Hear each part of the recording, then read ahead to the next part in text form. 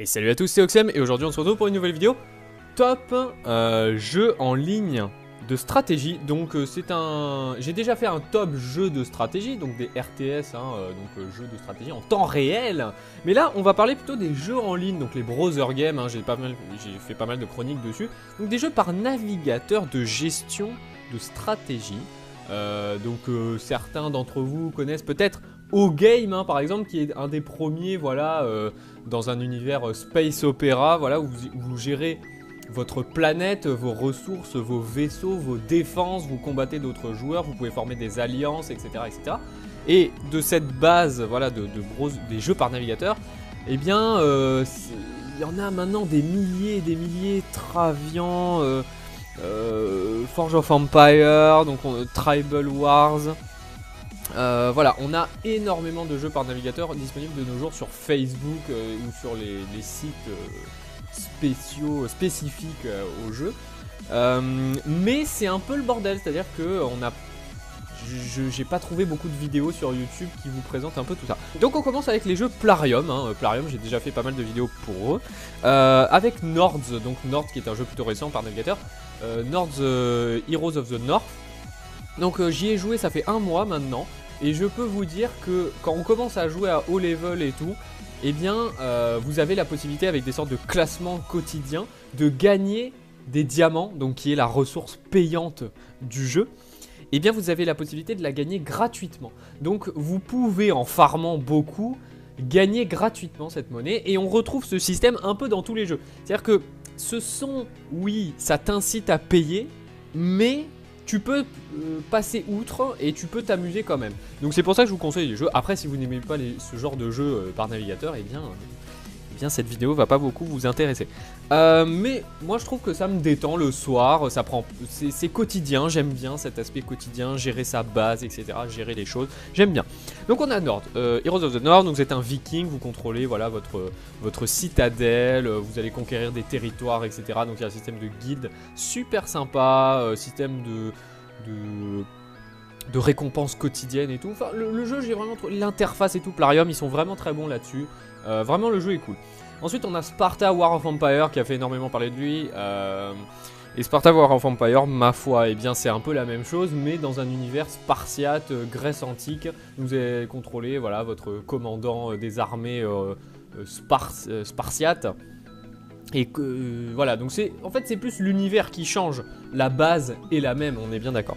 Donc ensuite, côté InnoGames, on a Forge of Empire, donc qui a fait énormément parler de lui, tout simplement par sa campagne publicitaire TV. Donc il y a pas mal de pubs qui passent à la télé parce qu'ils ont de gros budgets là-dessus et ça porte ses fruits au final.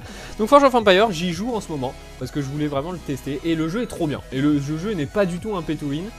Et le jeu est vraiment trop bien. Donc ça m'a fait penser vraiment à Civilization. Voilà, si vous connaissez Civilization, c'est vraiment Civilization, mais en mode jeu par navigateur. C'est-à-dire que vous ne recommencez jamais la partie. Enfin, Civilization, c'est trop bien, mais vous recommencez à chaque fois une partie à zéro.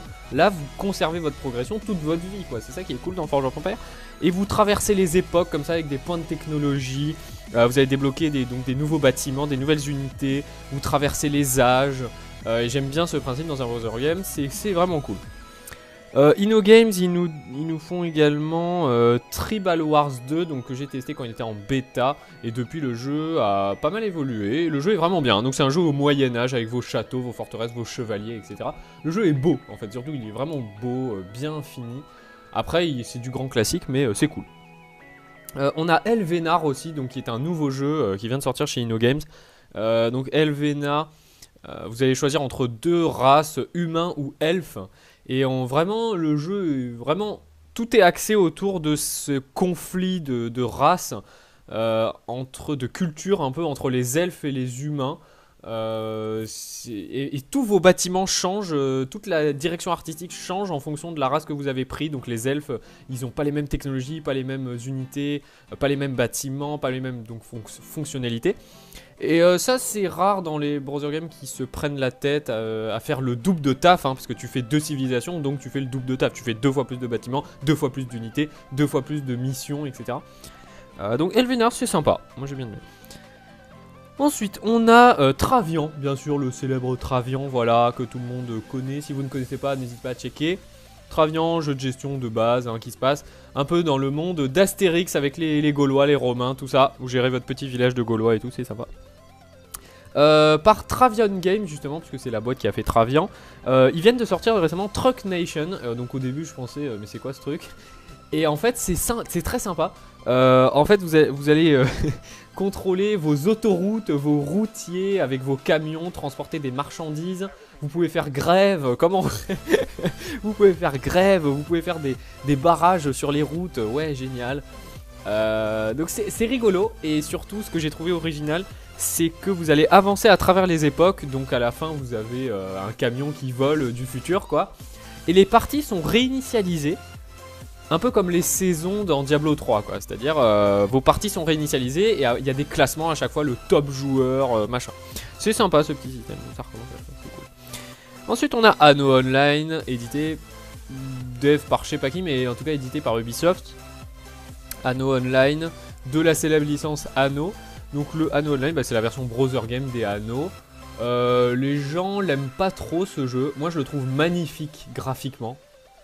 Mais c'est vrai que c'est très long. Je crois que c'est le reproche qui lui a été fait, c'est que c'est long de P. C'est très long. On a également O-Game, hein, donc on va faire un top 10. Hein, donc là, on en est au 8ème, il me semble. Oui, c'est ça. Donc O-Game, bien sûr, la référence du Space Opera, jeu de gestion par navigateur, édité et développé par Gameforge. Et O-Game, j'y joue encore. J'y joue encore, donc c'est pour vous dire, le jeu est vraiment... C'est classique, mais ça marche, c'est efficace. Et on termine avec Pirate Storm, donc qui est un jeu édité et développé par Big Point, hein, faut pas les oublier. Et du coup, Pirate Storm, au début, j'étais pas trop fan. Et au final, j'ai testé, c'est vraiment cool. Donc vous gérez votre bateau, vos canons, votre équipage, etc. Vous pouvez explorer les mers à la recherche d'aventures, de trésors. J'aime bien ce côté pirate et tout, le jeu est vraiment cool. Et en plus, il est en temps réel, c'est-à-dire vous déplacez votre bateau et tout par navigateur. Donc c'est sympa, c'est un peu Dark Orbit mais avec des bateaux, c'est un peu ça. Voilà, donc Dark Orbit qui est un jeu également édité et développé par Big Point dans l'espace, avec un vaisseau et tout, en temps réel. Une sorte de Battlestar Galactica. Voilà, bah voilà, bah j'espère que ce top 10 vous a plu.